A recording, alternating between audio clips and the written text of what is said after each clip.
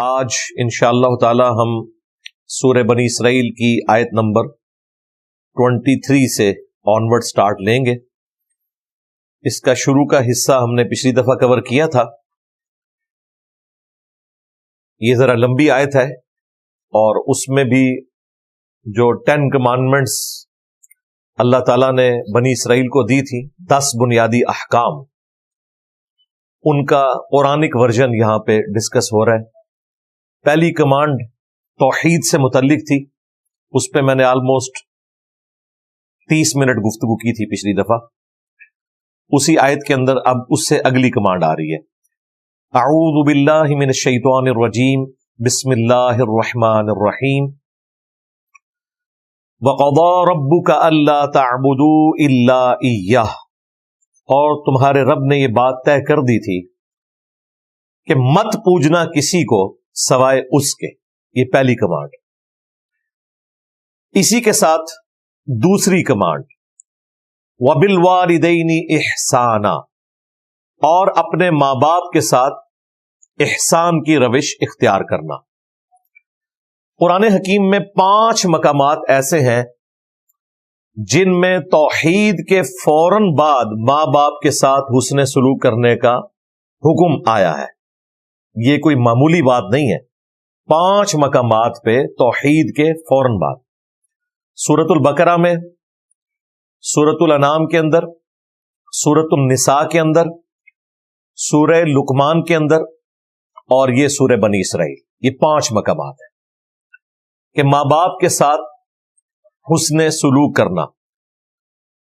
پورے قرآن میں ماں باپ کے حقوق کا بیان جتنا ہوا، ان سب کو ایک پلڑے میں رکھیں، اور سورہ بنی اسرائیل میں یہ جو مسلسل 3 آیات ہیں، یہ اس سب پر بھاری ہے۔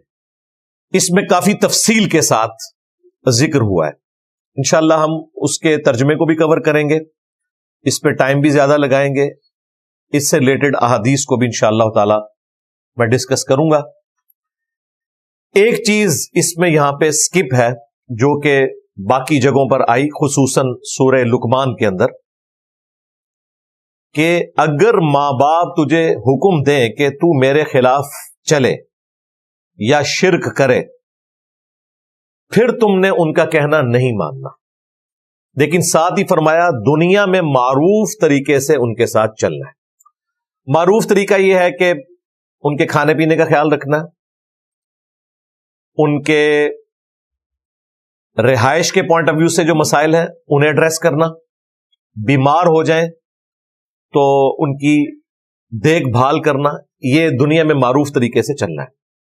حتیٰ کہ بخاری مسلم میں حدیث ہے، اسماء بنت ابی بکر جو حضرت ابو بکر کی بیٹی ہیں بڑی، ان کی والدہ مشرکہ تھیں اور وہ ملنے کے لیے آیا کرتی تھی۔ انہوں نے رسول اللہ صلی اللہ علیہ وآلہ وسلم سے پوچھا کہ میری ماں مشرکہ ہے، کیا میں اس کے ساتھ حسن سلوک کروں؟ تو آپ نے فرمایا دنیا میں معروف طریقے کے ساتھ اس کے ساتھ حسن سلوک کرنا ہے۔ لیکن بسا اوقات اس حسن سلوک میں ایگزیجریشن آ جاتی ہے۔ اکثر جذباتی قسم کی آپ کو تقریریں سننے میں ملیں گی کہ جی ماں باپ کے کہنے پہ تو بیوی کو بھی طلاق دے دینی چاہیے۔ اگر ماں باپ کے کہنے کے اوپر بیوی کو طلاق دینی ہے تو پھر تو شادی کرنے کی ضرورت ہی نہیں۔ اس کی وجہ ہے کہ یہ ہو ہی نہیں سکتا کہ شادی کے بعد ساس کا اور بہو کا کنفلکٹ نہ آئے، پھر تو ہر گھر میں طلاق عام ہونی چاہیے۔ پھر تو قرآن و سنت میں یہ تعلیمات ہونی چاہیے کہ شادی کرو اور پہلے ہی ہفتے طلاق دے دو۔ لیکن قرآن و سنت میں تو بالکل اس کے اپوزٹ باتیں ملتی ہیں۔ اس کا مطلب یہ ہے کہ یہ چند ایک جعلی روایتوں سے بعض لوگوں نے جو مسائل اخذ کیے، یا اکا دکا جو صحیح روایتیں بھی ہیں، وہ روایتیں بھی وحی کی تائید کے ساتھ ہیں۔ جس طرح عبداللہ ابن عمر کے بارے میں آتا ہے کہ ان کی بیوی کے ساتھ حضرت عمر کا کنفلکٹ تھا اور انہوں نے کہا اسے طلاق دے دو، انہوں نے نہیں دی، نبی الاسلام کے پاس آئے تو نبی الاسلام نے کہا کہ ٹھیک ہے تم طلاق دے دو۔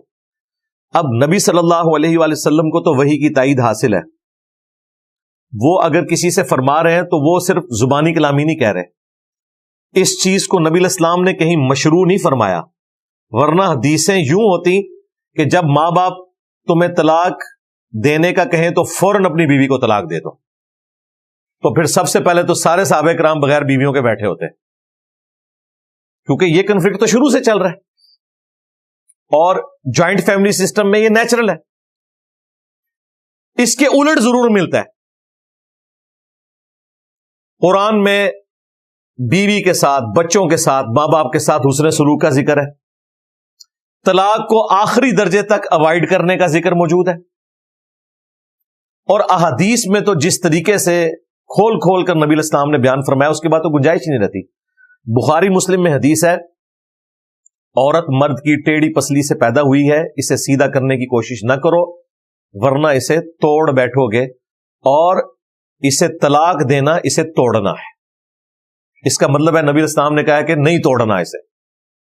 اس میں الفاظ ہیں اس سے نفع حاصل کرو, اسے سیدھا کرنے کی کوشش نہ کرو, یعنی توڑنے کی کوشش نہ کرو, یعنی کہ طلاق دینے کی کوشش نہ کرو. یہ حدیث بخاری میں بھی ہے, مسلم میں بھی. مسلم شریف میں تو اتنی حیران کن حدیث ہے, نبی علیہ السلام نے فرمایا شیطان کا تخت پانیوں پہ لگا ہوا ہے, شام کے وقت سارے چیلے آ کے اسے رپورٹ کرتے ہیں آج ہم نے فلاں شخص سے فلاں گناہ کروایا, فلاں شخص سے فلاں گناہ کروایا. شیطان خوش نہیں ہوتا, بڑا بڑا گناہ وہ گنواتے ہیں, بدکاری کا, چوری کا. ایک چیلا آ کے کہتا ہے آج میں نے میاں بیوی کے درمیان جدائی کروا دی ہے. شیطان اسے گلے لگا لیتا ہے کہ اصل کام تو نے کیا ہے. اس حدیث کی روشنی میں کیا یہ بات فٹ ان بیٹھتی ہے کہ ماں باپ کے کہنے پہ بیوی کو طلاق دے دی جائے؟ اسلام تو کہتا ہے جینوئن ریزن بھی ہو تب بھی آپ نے طلاق کو اوائڈ کرنا ہے. قرآن میں آیا کہ اگر عورت بے حیائی کرے تو سب سے پہلے اسے بستر سے الگ کرو, اس سے بڑی تو کوئی بات نہیں ہو سکتی. سورۃ النساء میں. پھر بھی صحیح روش اختیار نہ کرے تو اسے مارو, وہ بھی ویشیوں کی طرح نہیں مارنا, صرف چھوٹے بچوں کو جس طرح ڈانٹ ڈپٹ کی جاتی ہے اس میں بھی چہرے پہ مارنے سے منع کیا, ہڈی پسلی توڑنے سے منع کیا, ایک سازش کے طور پہ. اس سے بڑی کیا چیز ہو سکتی تھی؟ نبی علیہ السلام نے منع فرمایا. صحیح مسلم میں حدیث ہے کوئی بھی مؤمن اپنی مؤمنہ بیوی سے بغض نہ رکھے. صحیح مسلم میں ایک اور حدیث ہے دنیا برتنے کی جگہ ہے اور سب سے بہترین اگر کوئی متاع ہے دنیا کا تو نیک بیوی ہے. بخاری اور مسلم دونوں میں حدیث ہے میں اپنے بعد تمہارے لیے سب سے بڑی آزمائش تمہاری عورتیں چھوڑ کر جا رہا ہوں, یعنی ان کے ساتھ حسن سلوک کرنا ہے, یہ تمہاری ذمہ داری ہے. یہاں پر ہمارے پنجاب کے معاشرے میں بوڑھے لوگ جن کے ساتھ نوجوانوں کی دوستیاں ہوتی ہیں وہ انہیں شادی سے پہلے پٹی پڑھا دیتے ہیں کہ اپنی بیویوں کو دبا کے رکھنا ہے, کیونکہ انہوں نے یہی کچھ کیا ہوتا ہے. اور اینڈ رزلٹ آپ لوگوں کے سامنے ہے, پوری زندگی میاں بیوی لڑتے رہتے ہیں. یعنی آپ پرانے جو بوڑھے بابے ہیں نا ان کو دیکھیں نا تو سکون سے نہیں گھر میں رہتے. اسی طریقے سے وہ میاں بیوی جو پوری زندگی اکٹھے نہیں رہے ہوتے,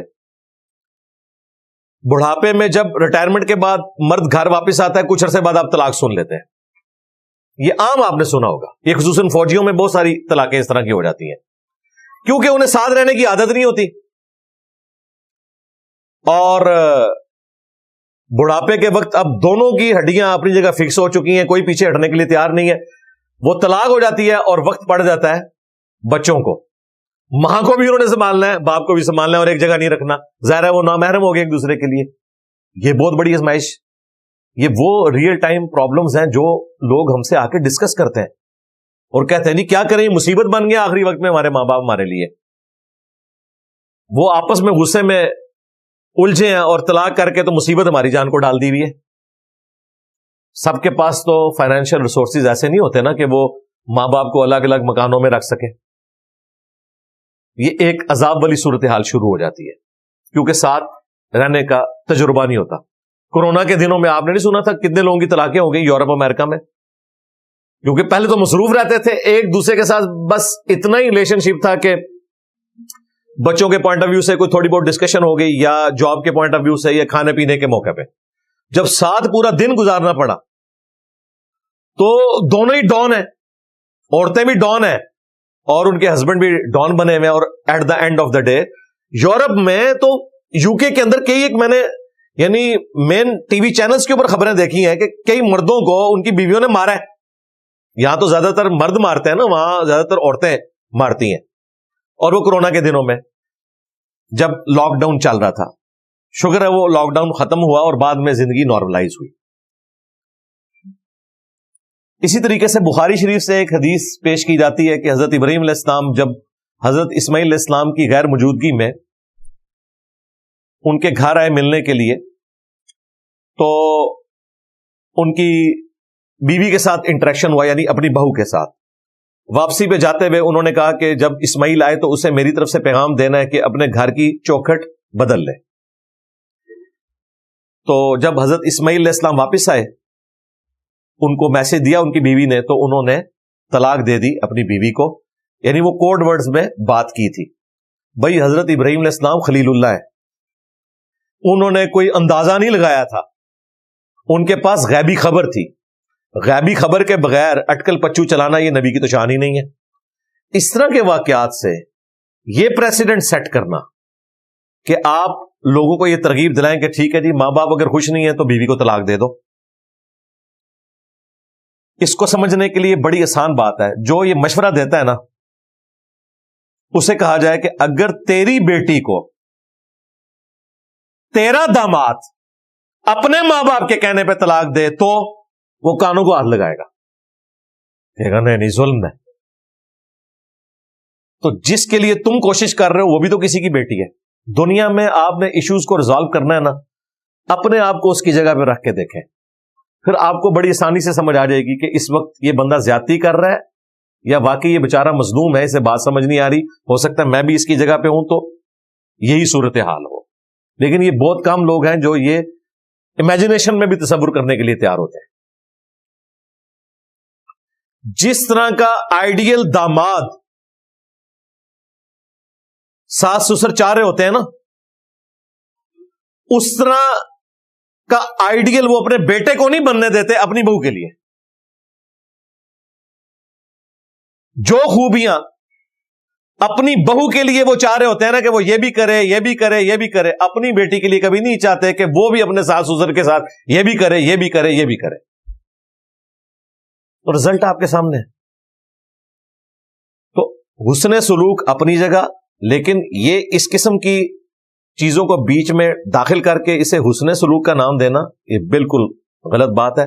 اسلام میں قطعاً یہ چیز نہیں ہے کہ آپ میاں بیوی کے رشتے کو اکھاڑ کے پرے پھینکیں, بلکہ اسلام میں تو ساس سسر کا پریکٹیکلی جو رشتہ ہے وہ آپ کو کوئی ایگزامپل ملتی ہی نہیں ہے.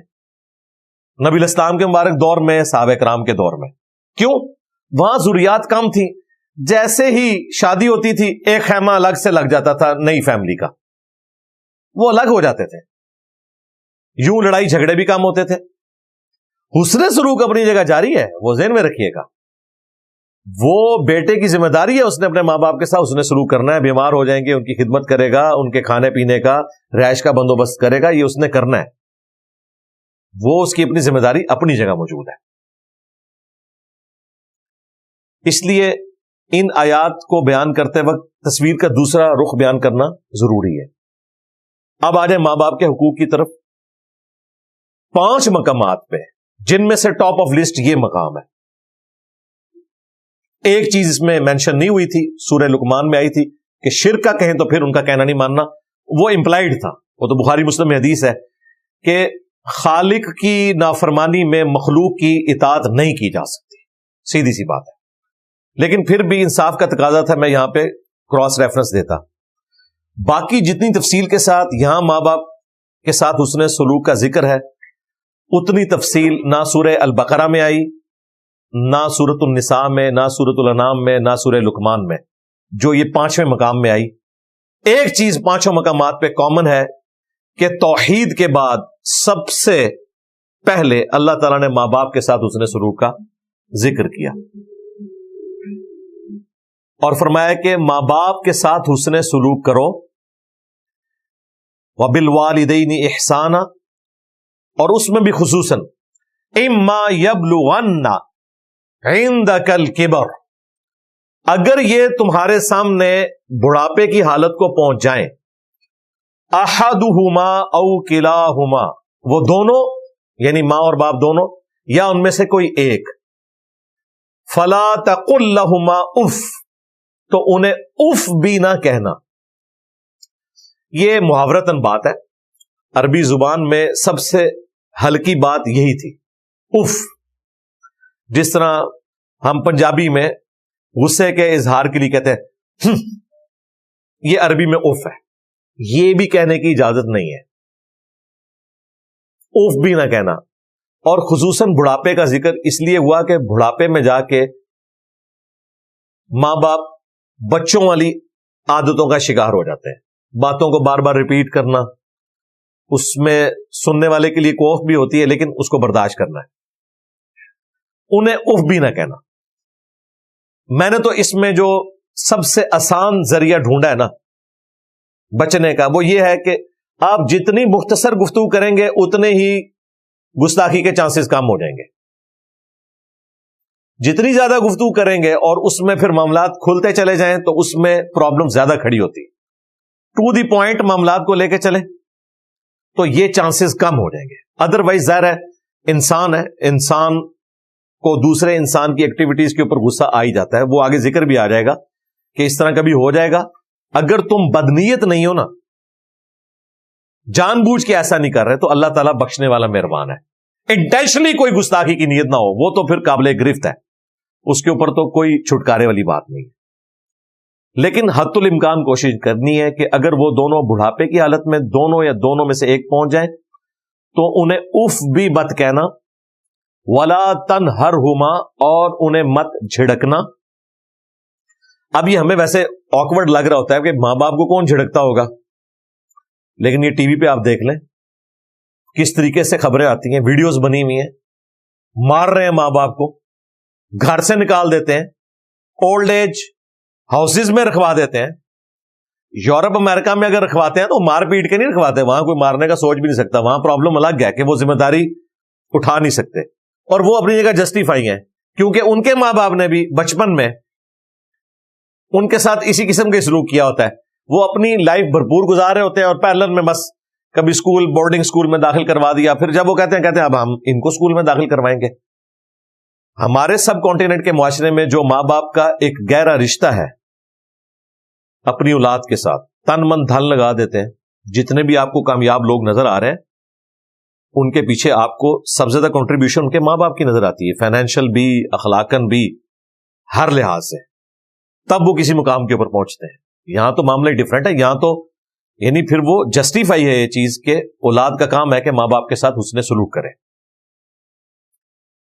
وہاں کا معاملہ ایک ڈیفرنٹ ہے۔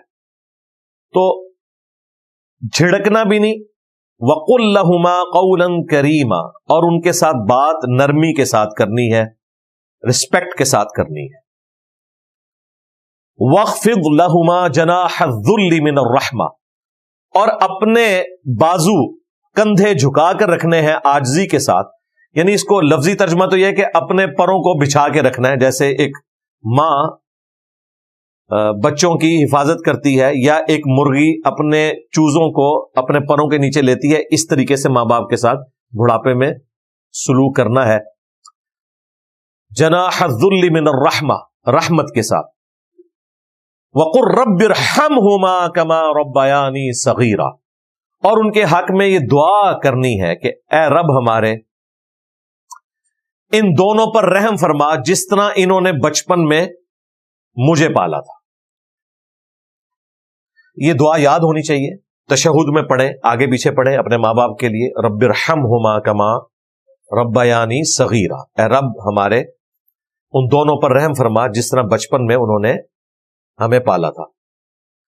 اس کو اگر جمع کے سیغے سے پڑھیں مزید، رب ارحمہم کما ربیانی صغیرا، اے رب ہمارے ان تمام پر رحم فرما۔ اب یہ جمع کا سیغہ ہے، یہ تین اور 3 سے زیادہ کے لیے.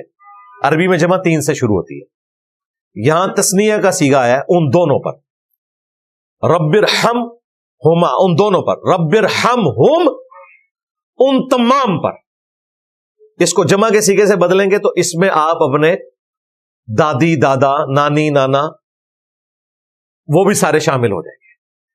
اور یہ سنت ہے کہ جمع کے صیغوں کے ساتھ دعا کی جا سکتی ہے.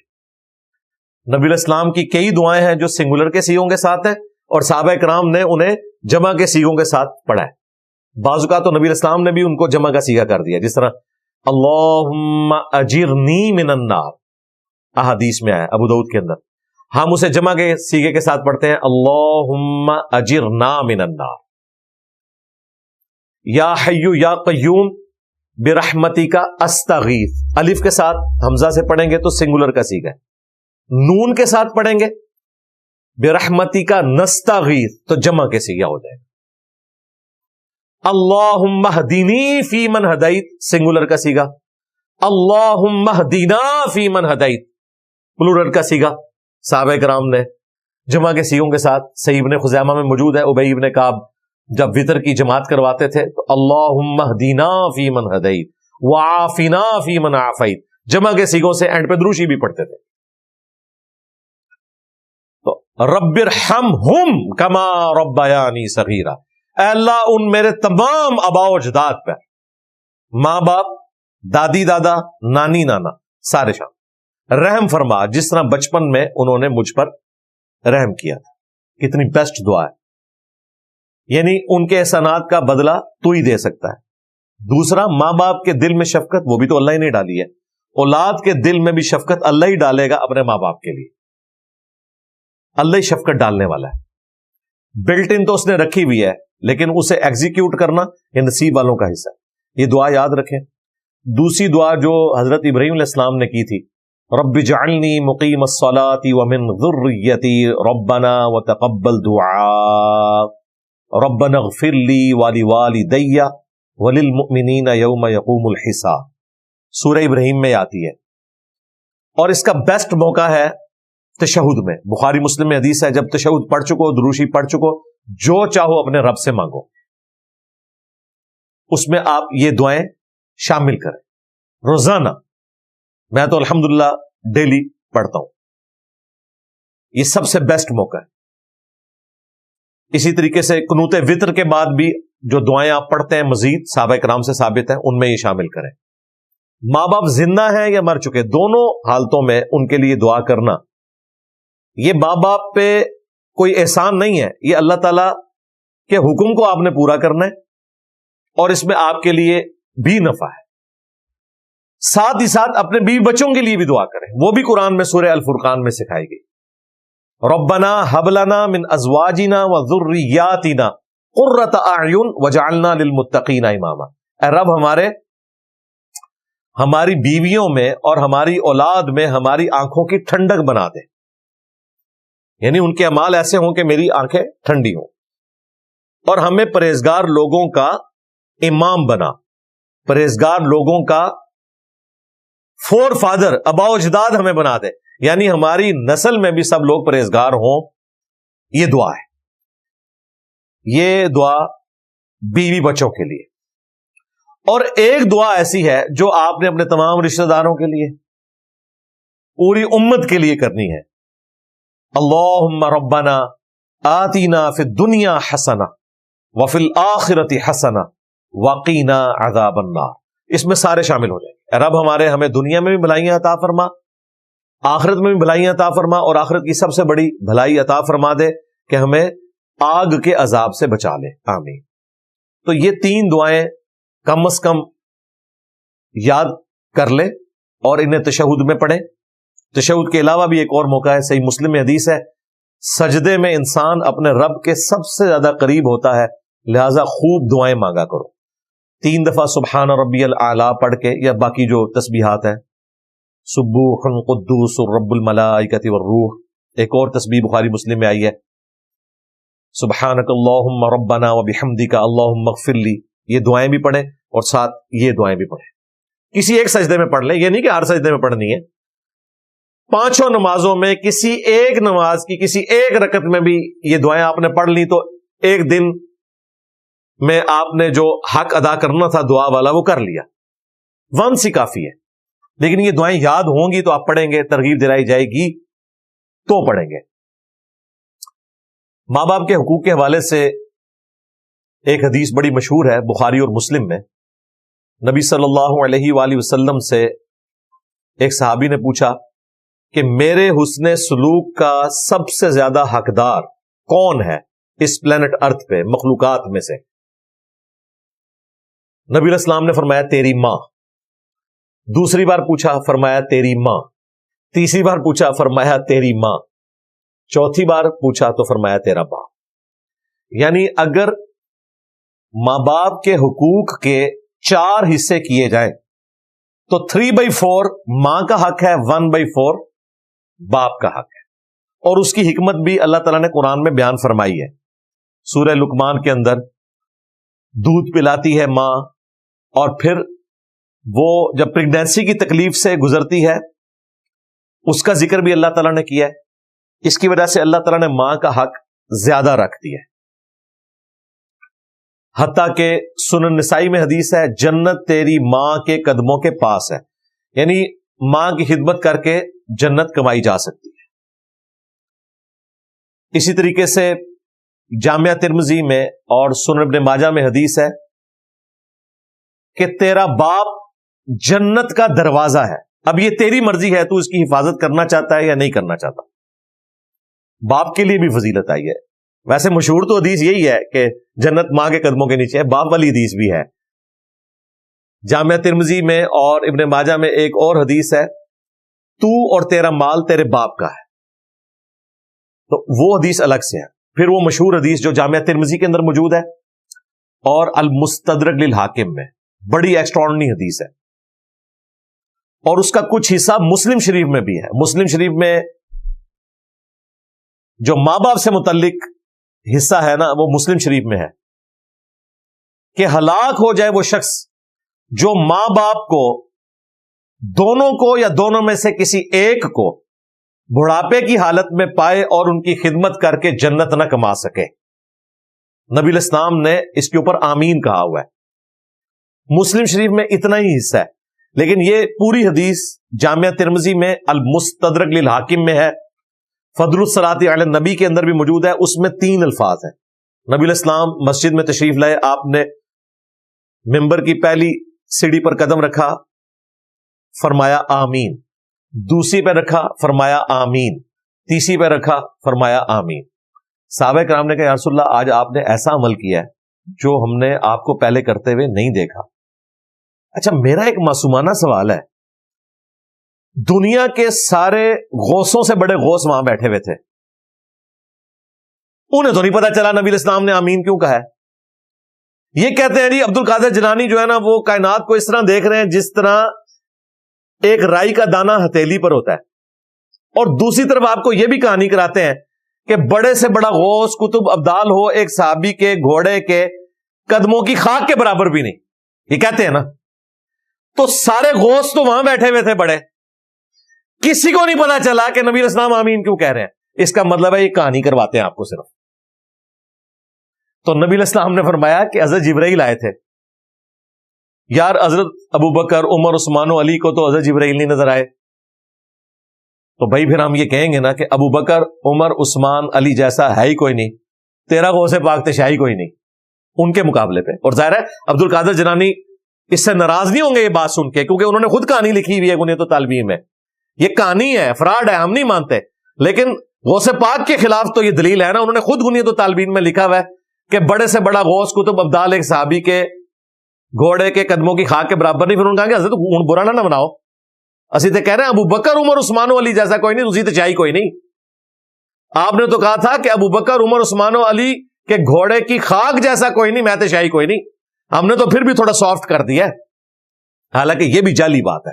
کوئی مسلمان صحابی کے گھوڑے سے کمتر نہیں ہو سکتا، نہ اس کی خاک کے برابر۔ مسلمان تو جامعہ ترمذی اور ابن ماجہ میں حدیث ہے ایک مؤمن کی حرمت کعبے سے بڑھ کے۔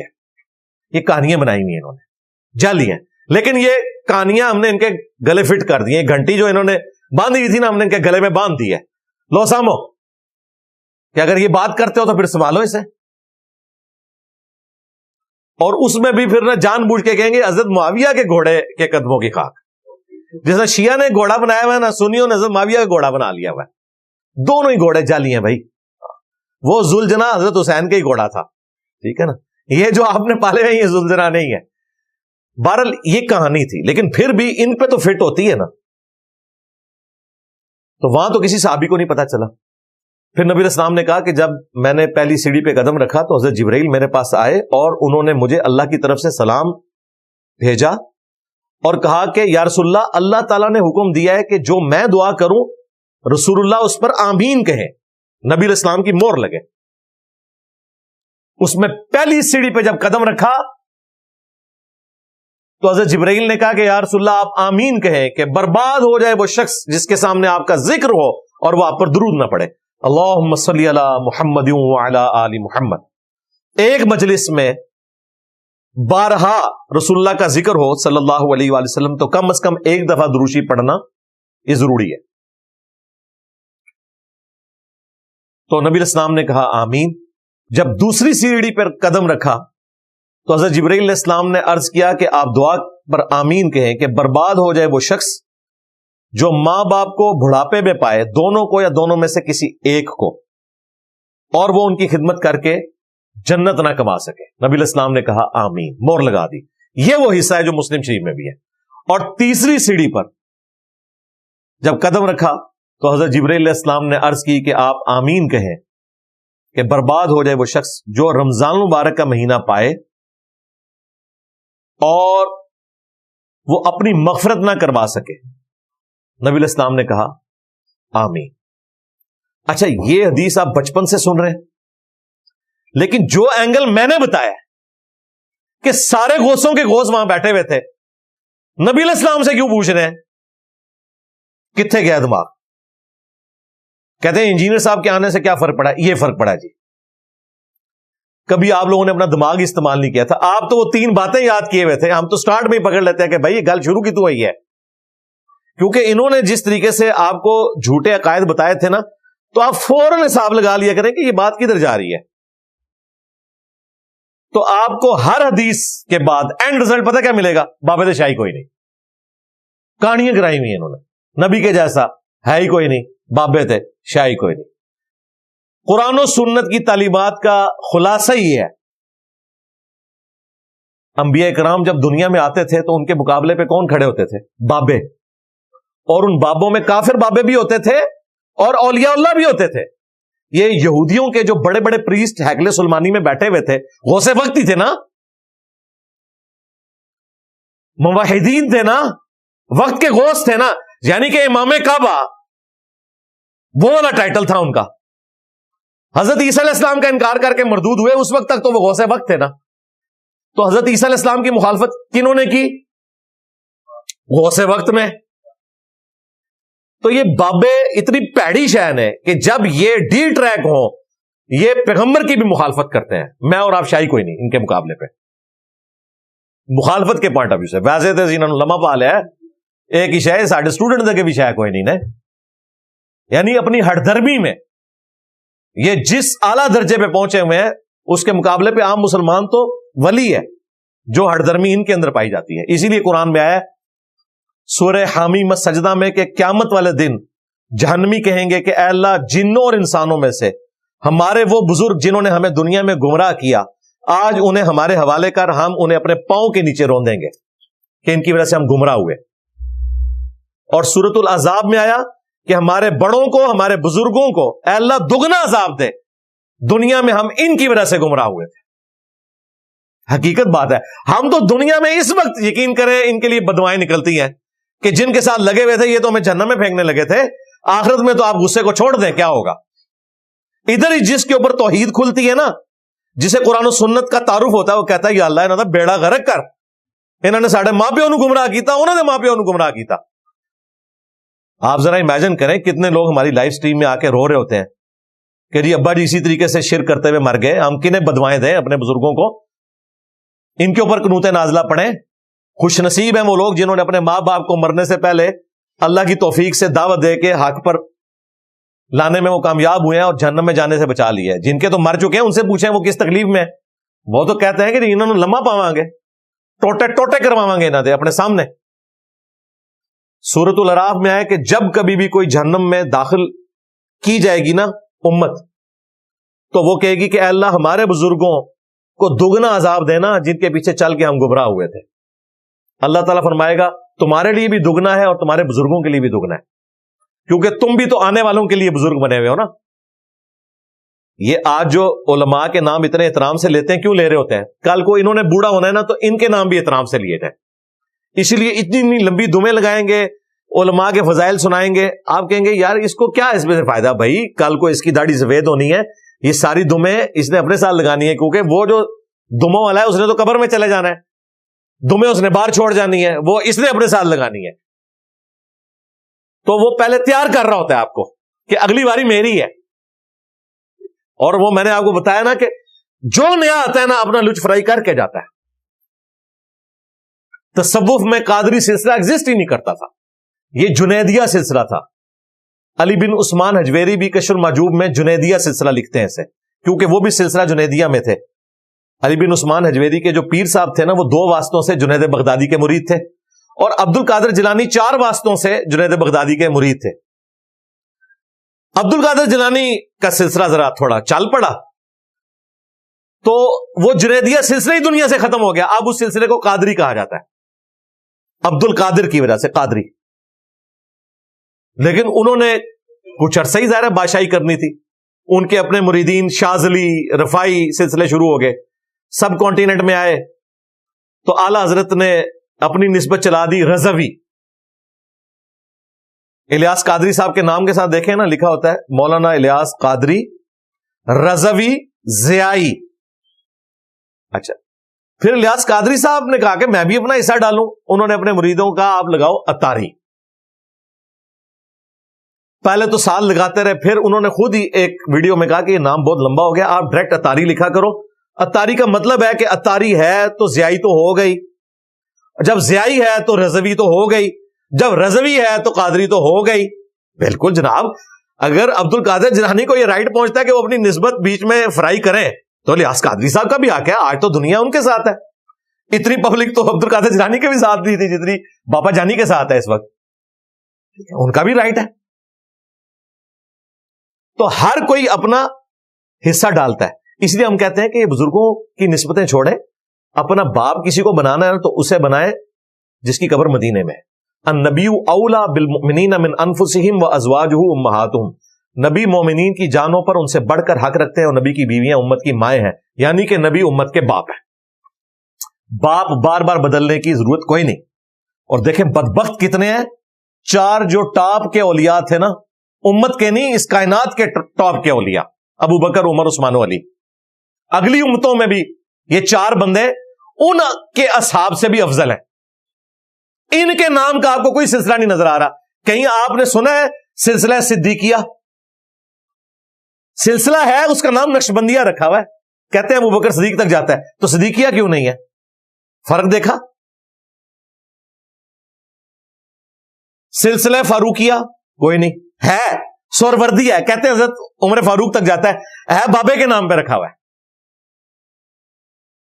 اور بابا کون؟ 7ویں صدی ہجری میں. عثمانیہ کوئی نہیں, ان تک تو سلسلہ بھی کوئی نہیں جاتا, وہ اتنی مظلوم ہستی ہیں. اور حضرت علی تک قادری اور چشتی سلسلے جاتے ہیں, لیکن نام کیا ہے؟ عبد القادر جیلانی پہ 6 صدی ہجری میں, 7ویں صدی ہجری میں معین الدین چشتی. علوی نہیں ہے اس سلسلے کا نام.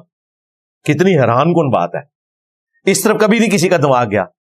اس کا مطلب ہے ان تک جاتے ہی نہیں, انہوں نے سب کچھ جعلی بنایا ہوا ہے.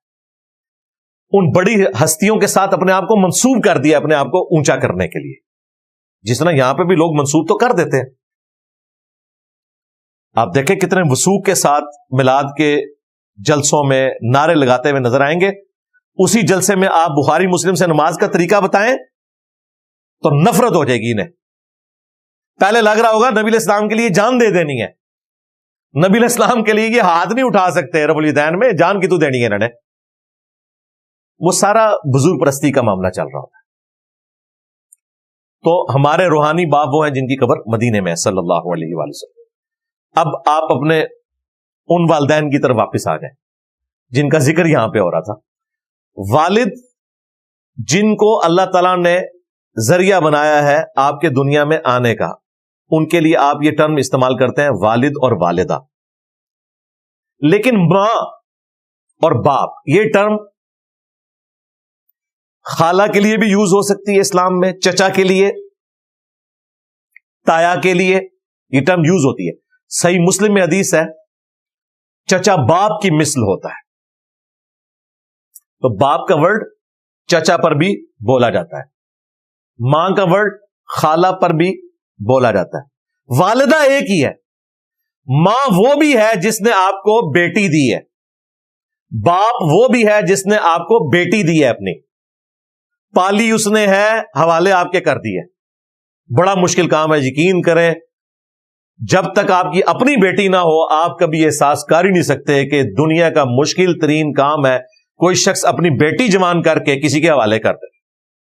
یقین کریں میری اپنی بیٹی ماشاءاللہ اب جوان ہوئی ہے تو مجھے اب زیادہ اس چیز کا احساس ہونا شروع ہوا ہے کہ یار یہ کتنا مشکل کام ہے. تو وہ بھی ماں باپ ہیں جو آپ کو بیٹی دیتے ہیں, لیکن وہ والد اور والدہ نہیں ہے, ماں باپ ہے. ماں اور باپ کی ٹرم بولی جا سکتی ہے ان کے اوپر. استاد بھی آپ کا باپ ہے, والد نہیں ہے. باپ تو ہے, اس نے آپ کو سکھایا, ٹیچر ہے آپ کا, روحانی باپ ہے. اور سب سے بڑی روحانی شخصیت نبی صلی اللہ علیہ وآلہ وسلم کی ذات ہے. باقی ہمیں کوئی حرج نہیں ہے آپ اماموں کے ساتھ بھی عقیدت رکھیں. یقین کریں ہم امام بخاری امام مسلم کے ساتھ وہ عقیدت رکھتے ہیں جو شاید ہم اپنے ماں باپ کے ساتھ بیوی بچوں کے ساتھ بھی نہ رکھتے ہوں. عقیدت کی میں بات کر رہا ہوں. محبت تو ایک نیچرل ہے, وہ تو آپ ارن نہیں کر سکتے, عقیدت آپ ارن کرتے ہیں. میرے دل میں جو عقیدت ان اماموں کے لیے ہے وہ اپنے ماں باپ بیوی بچوں کے لیے بھی نہیں ہے کہ اللہ کی نسبت سے ہم ان سے محبت رکھتے ہیں. چلیں یہ تو آپ کو مشکل ہو جائے گا سمجھنا. ہم حضرت ابوبکر عمر عثمان و علی کے ساتھ جو عقیدت رکھتے ہیں وہ اپنے ماں باپ سے بڑھ کے رکھ رہے ہوتے ہیں, اس لیے کہ انہوں نے نبی علیہ السلام کے ساتھ وفا کی. ان اماموں نے بھی وفا کی. اس اعتبار سے یہ سارے ہمارے روحانی باپ ہیں. ٹھیک ہے, ہمیں کوئی حرج نہیں ہے. لیکن جب تم بابوں کو رسول اللہ کے مقابلے پہ کھڑا کرتے ہو, پھر اپنی نسبتیں ان کے ساتھ جوڑتے ہو, پھر ان کے ناموں کے اوپر 4 مسلح کعبے میں ڈال دیتے ہو 1517 سے 1917 تک, اور ان اماموں بیچاروں کو پتہ ہی نہیں ہے کہ ان کے نام کے اوپر انہوں نے امت کو توڑا, تو پھر ہمیں تکلیف ہوتی ہے کہ یار کہ کیا ظلم کیا. قرآن میں تو آیا تھا وَاتَّخِذُوا مِن مَقَامِ إِبْرَاهِيمَ مُصَلَّى, ابراہیم کے کھڑے ہونے کی جگہ کو مصلی بناؤ. ظالموں, تم نے 400 سال تک امام کعبہ کو مقام ابراہیم سے محروم رکھا. وہ 4 مصلوں کی تصویر ہم نے دکھائی ہے نا, محروم ہے کیونکہ وہ لڑتے تھے کہ یار یہاں پہ تو ہم نے کھڑا ہونا ہے. سب سے افضل امام تو وہ ہوتا نا جو وہاں پہ کھڑا ہوتا. انہوں نے کہا ٹھیک ہے 4 مبارک کرو. مقام ابراہیم چھین لیا امام کعبہ سے, اس کو چھوڑ کے باقی 4 جگہ انہوں نے مصلے ڈالے. وہ اللہ تعالیٰ نے ان کے مصلے غرق کیے. ورلڈ وار 1 کے جہاں نقصانات ہوئے, سب سے بڑا فائدہ یہ ہوا ہے کہ سلطنت عثمانیہ کی بدعت ختم ہوئی ہے, اور جو ایک سمجھ لیں عجم کی امپائر تھی وہ عرب کی امپائر میں کنورٹ ہوگی, سعودی عرب کی شکل میں. کافروں کے ہاتھ میں نہیں گیا مکہ مدینہ, لیکن یہ جو اس میں سے فائدہ ہوا کہ مقام ابراہیم پہ کھڑا ہو گیا امام کعبہ اور وہ 4 مصلے اٹھ گئے. یہ بہت بڑی اللہ کی طرف سے ایک نعمت ہوئی ہے. ورنہ جس طرح آج میڈیا کا دور ہے, اس وقت کافروں کے ہاتھ میں سب سے بڑی اگر کوئی کوڑا ہونا تھا نا مسلمانوں کے خلاف, انہیں کہنا تھا یہ ہے جی جو کہتے ہیں جی ہمارا قرآن ایک, نبی ایک, اللہ ایک, انہیں کہنا تھا تکو کعبے 4 مصلے جے. اگر قرآن اللہ نبی ایک ہے تو یا تو 4 نمازیں ہو رہی ہے, کدی نماز صحیح ہے. آپ نے کہنا تھا ساروں کی صحیح ہے, پرانی کہانیاں. انہیں کہنا تھا ساروں کی صحیح ہے, 4 کے کھلانے کی ضرورت ہے, ایک کھڑا کرو یا 4 رکھ لو. پہلے سارے فجر کی نماز ایک کے پیچھے پڑھیں, پھر سارے زور کی نماز دوسرے کے پیچھے. یہ بھی نہیں, پیرلل میں. وہ اللہ نے ان کی بدعت ختم کی. ان 400 سالوں میں ان کا فخر تھا کہ جی ہم اجماع امت ہیں. ان کتنے گیا اجماع؟ اجماع تو مر گیا, ختم ہو گیا. تو الحمدللہ ہمارے روحانی باپ وہ ہیں جن کی قبر مدینے میں صلی اللہ علیہ وسلم, اور ہر وہ شخص ہمارا روحانی باپ ہے جو ہمیں رسول اللہ کی بات بتائے صلی اللہ علیہ وسلم. خواہ وہ خلفائے راشدین ہوں، اہل البیت ہوں، ثقہ تابعین ہوں، تبع تابعین ہوں، قیامت تک آنے والے وہ لوگ جو رسول اللہ صلی اللہ علیہ وآلہ وسلم کا راستہ دکھائیں گے، ان کی قدموں کی خاک ہماری آنکھوں کا سرما، ہم اتنی عقیدت ان سے رکھتے ہیں۔ لیکن بات وہ اللہ رسول کی بتائیں، کیونکہ انہوں نے عزت اللہ اور اس کے رسول کے نام پہ اویل کی ہیں۔ اگر یہ اللہ رسول سے غداری کریں گے ہم انہیں نہیں مانیں گے۔ ہم کسی سے بھی محبت کرتے ہیں اللہ رسول کی نسبت کی وجہ سے کرتے ہیں، عز وجل و صلی اللہ علیہ وآلہ وسلم۔ تو ماں باپ کے ساتھ بھی جو ادب کا رشتہ ہے، احترام کا رشتہ ہے، ایک تو نیچرل ہے، پلس اس کو ارن بھی کرنا ہے، کئی چیزوں کو درگزر کر کے اللہ کا حکم سمجھتے ہوئے۔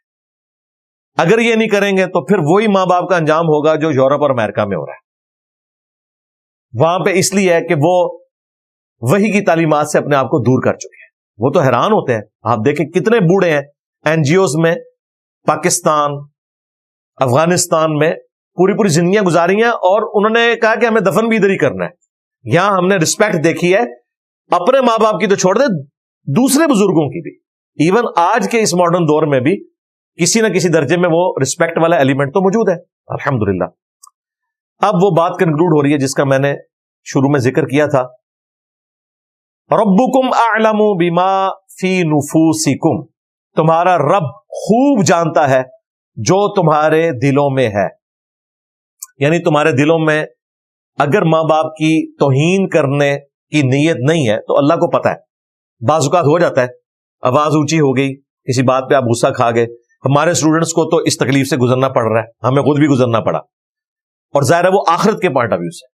میں دنیاوی معاملات میں تو لمبی بحث کرتے ہی نہیں ہوں، سیدھی بات ہے، لیکن آخرت کے پوائنٹ آف ویو سے ظاہر ہے جتنے جوان بچے ہیں وہ چاہتے ہیں ہمارے ماں باپ بھی جنت کے راستے پہ آئے، نبی الاسلام کا راستہ اختیار کریں، اور بعض اوقات سمجھاتے ہوئے کوئی نہ کوئی ایک ریڈ لائن بھی کراس ہو جاتی ہے جس میں ان کی نیت نہیں ہوتی لیکن ہو جاتی ہے۔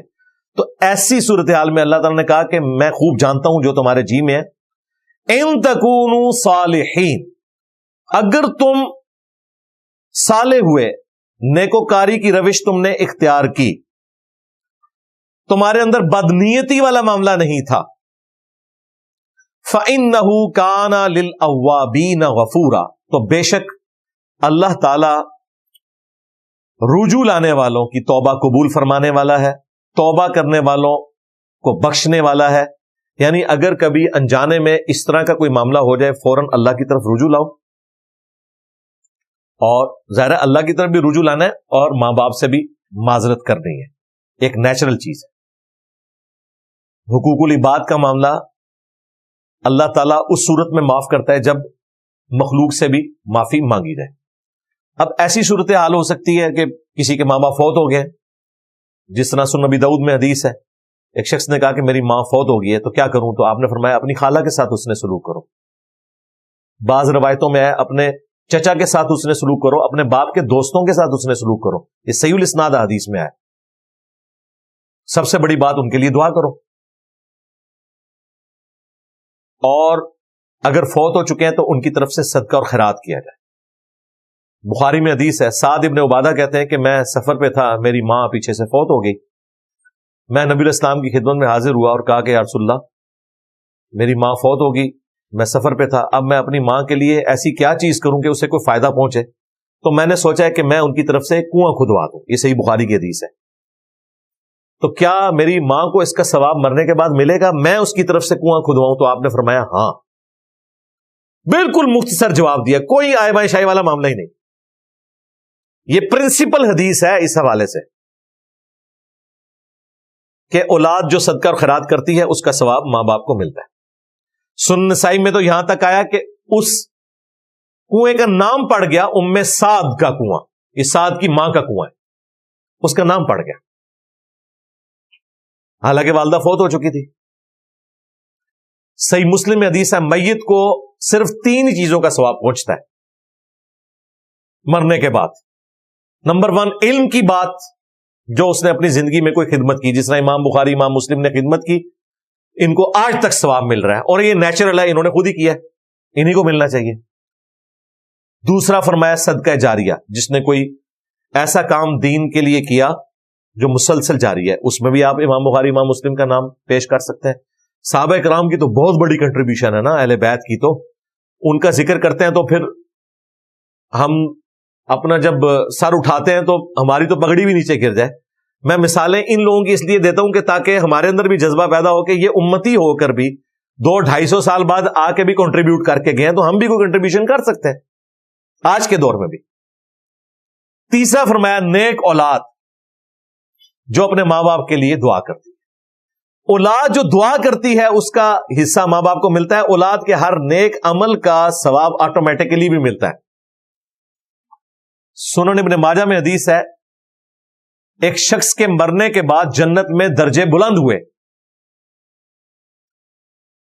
عالم برزخ میں، تو نبی علیہ السلام کہتے ہیں اس شخص نے اپنے رب سے پوچھا کہ یہ تو میرا عمل نہیں تھا جس کا فائدہ مجھے ملا مرنے کے بعد، تو اللہ تعالیٰ نے فرمایا کہ تیرے بیٹے نے دنیا میں تیرے لیے استغفار کی ہے، اس کا نفع تجھے ملا ہے۔ اس کا مطلب ہے کہ مرنے کے بعد اپنے ماں باپ کے لیے بالخصوص، باقی پوری امت کے لیے بالعموم دعا کرنی چاہیے، اور یہ دعا سورۃ الحشر میں مشروع ٹھہرائی گئی ہے۔ ربنا اغفر لنا ولاخواننا الذین سبقونا بالایمان، اہل ایمان کی نشانی ہے، وہ دعا کرتے ہیں اللہ ہمیں بھی بخش دے اور ہم سے پہلے جتنے ایمان کی حالت میں گئے ہیں انہیں بھی بخش دے، اور ہمارے دلوں میں ان کے لیے کوئی کجی اور ٹیڑھ پن باقی نہ رکھ۔ تو جتنے بھی اہل ایمان ہیں ان کے لیے دعا کریں، ربنا آتینا فی الدنیا حسنہ وفی الآخرۃ حسنۃ وقینا عذاب النار۔ جنازے کی دعا پرفیکٹ دعا ہے، وہ تو آپ ہر تشہد میں لازم کر لیں اپنے اوپر، اللہم اغفر لحینا ومیتنا وشاہدنا وغائبنا وصغیرنا وکبیرنا وذکرنا وانثانا اللہم من احییتہ منا فاحیہ علی الاسلام ومن توفیتہ منا فتوفہ علی الایمان۔ اس میں ویسے مردوں کے لیے تو تھوڑی دعائیں، زیادہ زندوں کے لیے اور اپنے لیے۔ سلامتی ایمان کی بھی دعا اس میں موجود ہے، مغفرت کی بھی دعا موجود ہے، مردوں کے لیے بھی، عورتوں کے لیے بھی، فوت شدگان کے لیے بھی، زندوں کے لیے بھی۔ یہ ساری دعائیں ہیں جو ایک مسلمان اپنے دوسرے مسلمان بھائی اور بہن کے لیے گفٹ کر سکتا ہے ان کے دنیا سے جانے کے بعد، انہیں یہ فائدہ پہنچایا جا سکتا ہے۔ اسی طریقے سے کسی غریب بچے کا اسکول کالج کا خرچہ آپ اٹھا لیں اپنے ماں باپ کے صالح ثواب کے لیے، اور ماں باپ کا مرنا شرط نہیں، اس میں زندہ ماں باپ کے صالح ثواب کے لیے بھی آپ کر سکتے ہیں۔ مرنے کا انتظار نہ کریں، پہلے ہی کریں۔ اور اسی طریقے سے کسی مدرسے میں غریب بچوں کے کھانے کا، کپڑوں کا، جوتیوں کا خرچہ، کسی مسجد کے اندر قالین بچھوانے کا، ایئر کنڈیشن لگوانے کا، لائٹنگ، پنکھوں کا، کنسٹرکشن کے اندر کنٹریبیوٹ آپ کر سکتے ہیں۔ ہر وہ شکل جو حقوق العباد میں کسی کو نفع پہنچانے والی ہے، یہ تمام وہ شکلیں ہیں جن کے ذریعے آپ میت کے صالح ثواب کے لیے صدقہ اور خیرات کر سکتے ہیں۔ کھانا کھلانا غریبوں کو بہت بڑی چیز ہے۔ قرآن میں جب جہنمیوں کا ذکر آیا سورہ المدثر میں کہ تمہیں کس عمل نے جہنم میں پہنچایا، تو پہلے نمبر پہ ذکر آیا قالوا لم نک من المصلین، ہم نماز نہیں پڑھتے تھے۔ دوسرا ذکر آیا کہ ہم جو غریب لوگ ہیں، مساکین ہیں، ان کے کھانا کھلانے کے اوپر ترغیب نہیں دلایا کرتے تھے۔ تو غریبوں کو کھانا کھلانا، غریب نہ بھی ہوں ویسے ہی مسلمان کا مسلمان کو کھانا کھلانا بہت بڑی فضیلت والی چیز ہے۔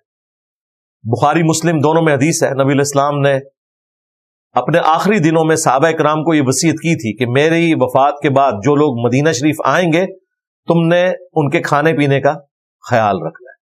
بس یہ جب سے حدیث میں نے ایمفسائز کیا، علم میں تو پہلے کی تھی، تو پھر ہم نے یہاں پہ لنگر کا سلسلہ دار ارقم میں اپنی اکیڈمی میں شروع کیا، ورنہ اس سے پہلے صرف پانی پوچھا جاتا تھا۔ میں نے کہا نہیں، یہ نبی علیہ السلام کی سنت ہے کہ لنگر چلنا چاہیے۔ دیکھیں حضور علیہ السلام نے یہ وصیت کی، آپ کو پتا تھا کہ پوری دنیا آئے گی مدینہ شریف، آج تک جا رہی ہے، تو ان کے کھانے پینے کا، مہمانوں کا خیال رکھنا آج تک رکھا ہوا ہے اہل مدینہ نے۔ جناب آج بھی اسی طریقے سے دسترخوان بچھتے ہیں، منڈے کا روزہ اہل مدینہ نے رکھا ہوتا ہے، جمعرات کا افطاریاں بھی ہوتی ہیں، آگے پیچھے بھی ماشاء اللہ تعالیٰ لنگر چل رہا ہے، اور لوگ اپنا نام بھی ظاہر نہیں کرتے، اور وہ سارے کے سارے معاملات چل رہے ہیں۔ اعتکاف میں آپ کو کوئی کھانا خریدنے کی ضرورت نہیں پڑتی، 1 مہینے کا اعتکاف کریں، فری بہترین کھانا، کھجور ہی اتنی پرفیکٹ غذا ہے، اور زمزم تو مسجد نبوی کے ہر صف کے سامنے آپ کو کولر مل جائیں گے، اتنی دور سے زمزم بھی وہاں پہنچایا جاتا ہے، خود پرفیکٹ ایک غذا ہے۔ تو یہ سلسلہ اس طریقے سے چل رہا ہے۔ اللہ تعالیٰ سے دعا ہے جو حق بات میں نے کہی اللہ تعالیٰ ہمارے دلوں میں راسخ فرمائے، اگر جذبات میں میرے منہ سے کوئی غلط بات نکل گئی تو اللہ تعالیٰ ہمارے دلوں سے اسے دھو دے، ہمیں معاف بھی فرما دے، ہمیں کتاب و سنت کی تعلیمات پر عمل کر کے دوسرے بھائیوں تک پہنچانے کی توفیق عطا فرمائے۔ سبحانک اللہم و بحمدک، اشہد ان لا الہ الا انت، استغفرک و اتوب الیک، وما علینا الا البلاغ المبین۔ جزاکم اللہ خیرا۔